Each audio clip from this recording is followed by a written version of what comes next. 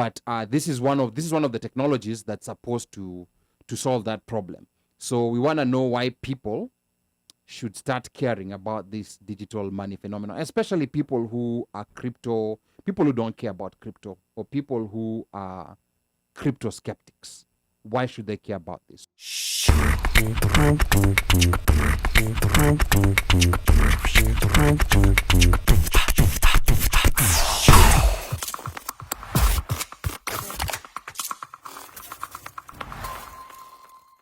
It's important, first of all, to know the difference between digital currency and cryptocurrency, because I find that this sometimes are used interchangeably.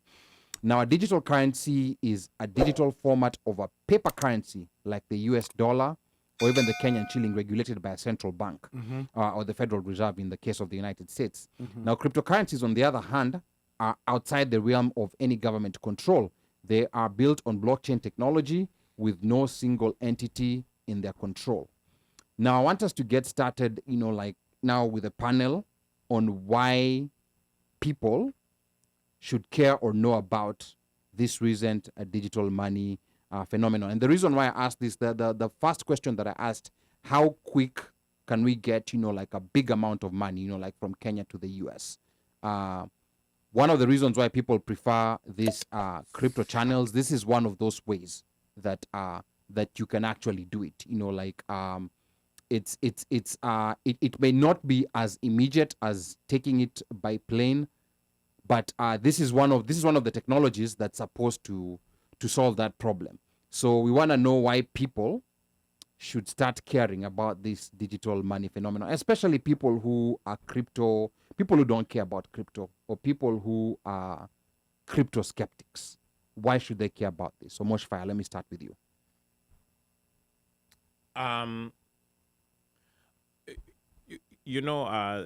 This whole thing of the digital currency, basically for us, the good thing for us is that, like you said, it opens up that ability to transfer money. Then the other thing that it also does for us as well is allow for money to move from basically across mobile wallets.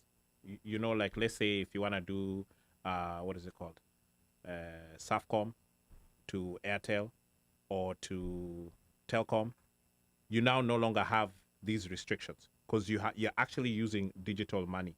And to me, I think I just see this as a plus. It's a big plus for us if we can pull it off. That's the key for me, is if we can pull it off. We already have M-Pesa, which is digital money. So why wouldn't we be able to pull it off with our own currency instead of actually carrying a Thao note? I actually have it in my wallet, and it's accepted or acceptable such that I would really not need to carry cash, period.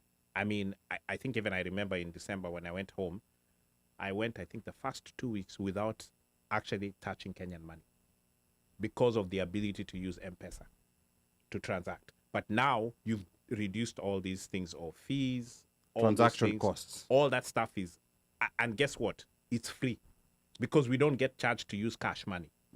So the same thing with digital currency, you're not being charged. So it's a win-win. And you see, that's a reason why, one of the, I want us also to talk about the appeal about cryptocurrencies, why, and remember, we want to distinguish digital and cryptocurrencies, cryptocurrencies, bypass, the banking system, but digital currencies are pegged to the currency, to the US dollar or to the Kenyan shilling. And of course, you've talked about one of the appeals is the ability to exchange money without the involvement of fees. Correct. Kama vile, just like the way, for example, like Cash App. Ile ya kutoa na ya nini? What is it? Kuna ya kusukuma na ya kutoa. Yeah, sender gets charged, receiver gets charged. Yeah, and any step, any step that the money takes, like you send it from Sendwave, there's a fee, that rate differential. When that person goes to withdraw that money, there's a fee. They send it to someone else. Anytime it moves, there's a fee. So at the end of it, there's a lot of money. I know Mika's already gotten on the phone, but let me quickly just see a few comments here. Pablo was saying, was asking rather, the question was just how would you send money? It does not speak how fast you need the money to clear. And then Washeke says, I was thinking the same. When the cash be confiscated at customs, I didn't say legal. This, what I was asking. It was a general question. It was a general question. It was just a general if, question. if you had to move it, how would you move it? How would you move it? Yeah. And then, Pablo says it cannot pass through the airport. But you see, the funny thing is that you actually have that money passing through airports. With this recent case that happened at JKIA, this guy was caught. But what does that tell you? He declared, though. That's the thing. He had declared, because that thing came in a parcel. So he was asked to declare. He declared that Sasa issue yake is his declaration originally, and then now when he wanted to move it, was different. Yeah. Yes. So that shows that this is something that happens. There's a limit of the amount of cash you can move around with. No, there's a legal limit to the amount of cash that you can move around with. That's right. But what I'm saying is that I strongly believe that cash passes through there illegally too. All the time. Yeah. All the time. Cash passes through there illegally. Which airport? Yes. Which one? JKIA. Of course. Yes. My goodness. All airports, not JKIA. I mean, you can walk in with 10K on you and keep it moving in dollars. But they say that's the limit. But if you have 20K, I mean, you're carrying it on your person or it will go through.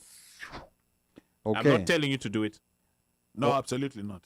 Okay. All right. So as we try to, I don't know that Mika is still there. Ngoja, we're going to try to sort. I'm still here. Okay. Unatusikia vizuri? Can you hear me I now? can't hear you, but I can hear myself. Okay. I can hear you much, yeah. Okay, great. So Mika, what we're talking about here was cryptocurrency. What is the appeal? The people who hold cryptocurrency. Now let's forget about digital currency for a minute. Cryptocurrency, Bitcoin, and all these other cryptocurrencies. What's the appeal behind holding these currencies, Mika? Okay, so the most important appeal for people who hold cryptocurrencies and who don't know how crypto operates is usually the financial benefits of holding crypto. Most people do anticipate when you buy a coin that your coin is going to be put into production and then to the limit, and it's going to be accepted to be as a medium of transaction through the various wallets, and it gains value through that, and thus you gain. Crypto is looked at by most people as an investment because they are rare. They're not things that you can find just easily. Like you find those expensive coins, those coins like Bitcoin, Ethereum, they have a cap, they have a limit. So right now they're quite rare coins to find. But they're coins that are readily available, easily transactable, and readily accepted. Even we have major multinationals who are accepting trading in those coins. That's what makes the appeal to crypto. Most people are into crypto because they see them as investment vehicles. Now, one thing that always talked about crypto and NFTs and where we're going right now, which is more to a digital world like the metaverse, is that our kids already live in the metaverse.